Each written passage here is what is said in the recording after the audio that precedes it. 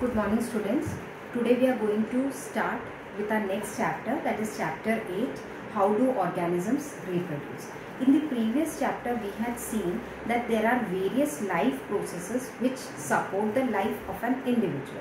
Like we have the process of respiration, digestion, excretion. All these processes are helping us to survive in this universe. Okay. Reproduction is only a different process which does not help in the survival of the individual. That means that if in an organism reproduction is not taking place, the organism is not going to die.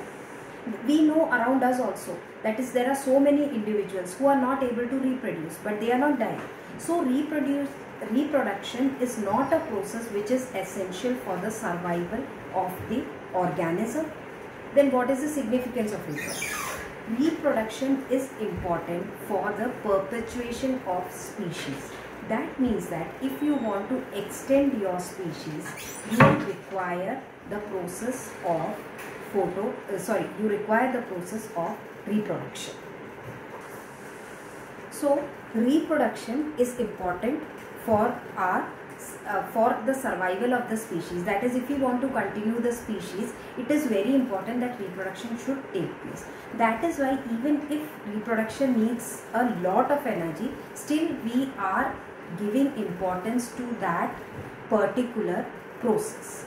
Okay, so in this universe, only an organism which is able to reproduce is having the significance rather than the organisms which are sterile. Sterile means organisms which are not able to reproduce. So in this chapter, we will come to know what are the types of reproduction. Okay, the two types of reproduction in detail.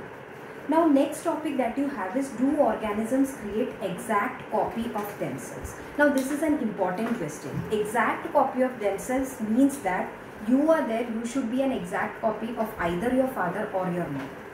But it is not so. Some variations are there. Maybe your mother was very tall but you are not having that much height.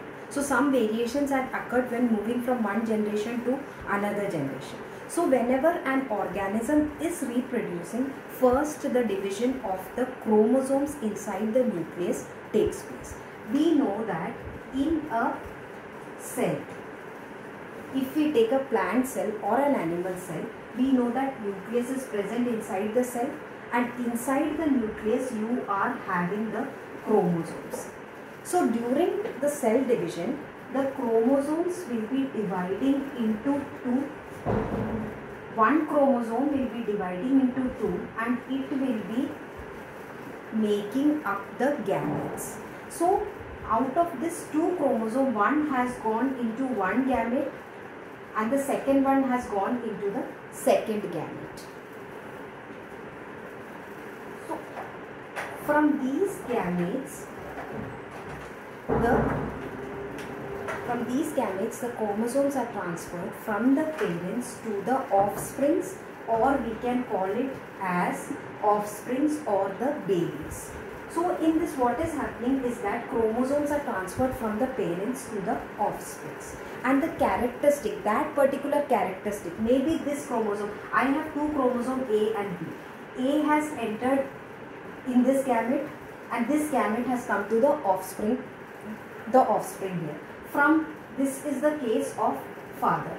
If I talk the case of mother, the same process is going to take place in mother also. That is, one of the chromosome, that is, suppose inside the gamete the chromosome A and chromosome B is present inside the gamete, and out of this the gamete B has fused with A to produce the offspring. So whatever characteristics were present in the gamete B and whatever characteristics were present in gamete A has entered into the body of the offspring.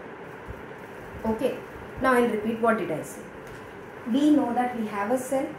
Inside the cell, nucleus is there, and inside the nucleus chromosomes are present. Chromosomes are always present in pairs. When they have to form the gametes, they separate out. This is, suppose, the father cell. Similarly, I have the cell of mother also here. the gametes, when they are forming one chromosome, out of the pair one chromosome will be entering into one gamete. ठीक है? And this gamete from the father and gamete B from the mother has fused together to produce the offspring or to produce a new baby. So whatever characteristics were present in the first gamete, that will enter in the baby here.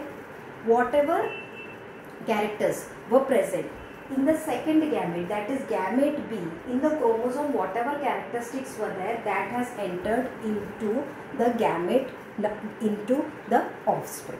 Okay, regarding the dominance and recessiveness of the characteristics in the offspring, that we will be studying in the chapter Heredity and Evolution. In this chapter only reproduction we have to study. So an important answer to this important question, do organisms create exact copy of themselves? That is no. We cannot say. Whenever the copying is done, sometimes it happens that some changes can take place, mutations can take place. So the exact copy of the father to the child or mother to the child is not possible. Okay. Now there are certain variations that are existing in the universe. Let us look into the variations in the next video.